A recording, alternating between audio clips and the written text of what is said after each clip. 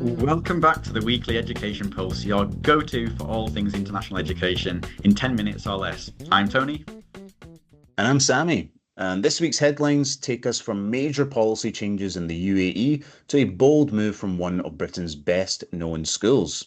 So let's jump in. And we kick off with the UAE, where the Ministry of Education has mandated that private schools must now provide 40 minutes of Arabic instruction every day for kindergarten children. This is a major shift, especially for international schools where English is the dominant language of instruction. And this is certainly part of a growing trend we're seeing. Globally, governments are beginning to assert that national identity through education policy, and language is a powerful tool in that. And we're seeing that in the UAE, it isn't happening in isolation. Exactly. There's increasing pressure on international schools, particularly those serving local students, to incorporate mother tongue and cultural studies into the core curriculum. So in some countries, it's a soft recommendation, whereas in others, like the UAE, it's becoming a non-negotiable. And it's not just the UAE. Markets like Indonesia, China, and Saudi Arabia, we've seen mandates around mother tongue instruction, either for all students or specifically for locals. In some cases, inspection teams are assessing how this is delivered. It's no longer lip service.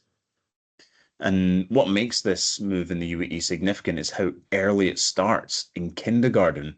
So schools now need to adapt staffing models, retain early years teachers, and revise their timetables, not just to include Arabic, but to deliver it in a meaningful, age-appropriate manner. And for parents, particularly expats, this reinforces a key message. No matter the curriculum, British, American, IB, you're still operating in a national context. And increasingly, countries are using education to embed values, language, and identity from day one. Yeah, for international school leaders, this is a policy shift that they can't afford to ignore. It's cultural, yes, but also deeply operational, and it won't stop at kindergarten.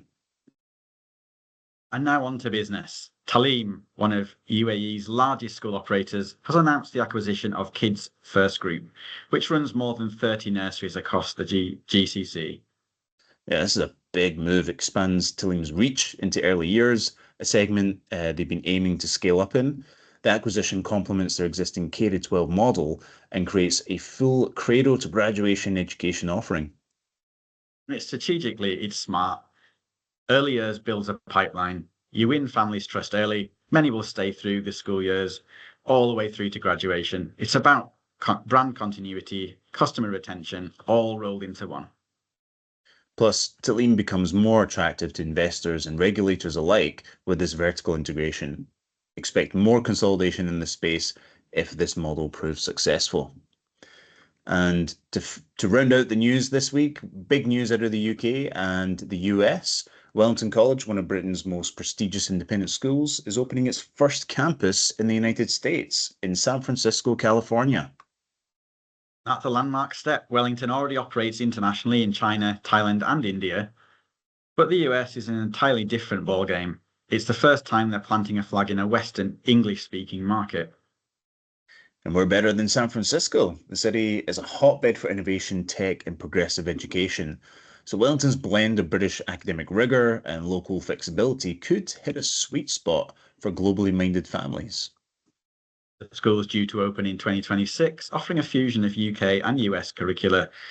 What this tells us is international school brands aren't just going east, they're starting to go west too, and global race for enrolment is real.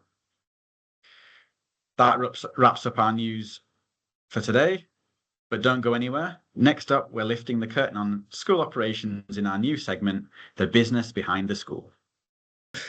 That's right. Welcome to our new segment, The Business Behind the School. If you've ever wondered what really keeps a school ticking behind the scenes, this one's for you.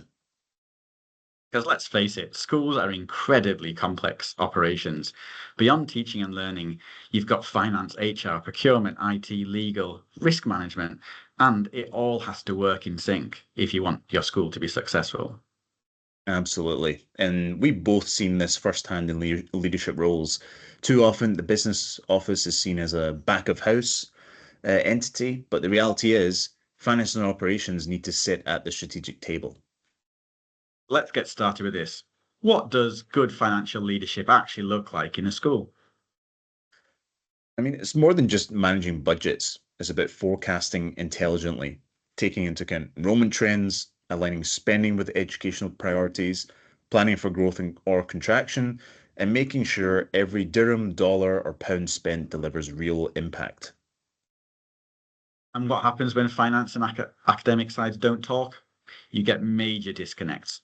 Underfunded curriculum changes, mismatched hiring, or worst, overspending that undermines long-term stability. Yeah, speaking of overspending, I remember one school where there was a big push to modernize the tech offering for staff.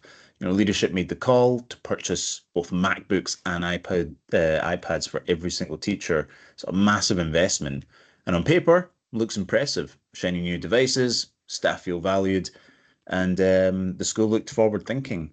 But here's the problem: most teachers only use the MacBooks. The iPads, well, they barely made it to the classrooms after the first week. Not because the teachers were resistant to tech, but because there was no clear guidance or training on how to integrate iPads meaningfully, and also it was just simply an overload of tech for every teacher to receive one. The lesson here, don't invest in tools because they look good on a budget line or sound great in a parent newsletter. Every resource decision should be anchored in real-world use, aligned to teacher needs, and introduced with a clear implementation plan. Exactly. This is why operations and educational leadership need to be aligned, because when they're not, well-intended investments quickly become expensive mistakes. Where the role of business managers has really evolved in schools. 10 years ago, they were largely compliance focused. Now, they're leading campus development projects, digital transformation, and advising boards on risk and sustainability. Yeah, they're often the unsung heroes, and the best schools recognize them as strategic partners. So if you want long-term success, academic and operational leadership need to be in lockstep. And that's what this series will unpack. The reality behind the glossy brochures, how schools really function, and where there's room to do it better. Exactly. So more on that in future episodes, but for now, that's a wrap on episode 6. Thanks for tuning in. Till next time. Bye.